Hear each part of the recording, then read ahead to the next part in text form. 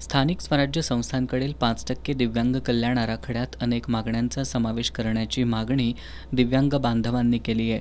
महानगरपालिकेकडून दिव्यांगांना पिंपरी चिंचवड महानगरपालिकेच्या धर्तीवर घर करात 50% सवलत मिळावी, शासन निर्णयानुसार बेरोजगार दिव्यांगांना व्यवसायासाठी 250 चौरस फूट जागा मिळावी, 5% निधी ज्या त्या वर्षी खर्च करावा आणि सध्या देण्यात येणाऱ्या महानगरपालिकेकडून दिव्यांगांना दरमहा देण्यात येणाऱ्या आर्थिक सहाय्य अनुदानात वाढ करावी आदी मागण्या दिव्यांग बांधवांनी केल्यात.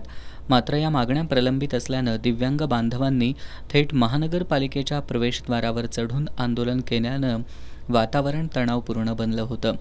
या आंदोलनात प्रहार अपंग क्रांती संघटनेचे जिल्हाध्यक्ष देवदत्त माने, जयश्री जाधव, अरुण विभूते, विष्णुपंत पाटील, विनायक सुतार, दिलीप कांबळे यांच्यासह दिव्यांग बांधव सहभागी झाले होते.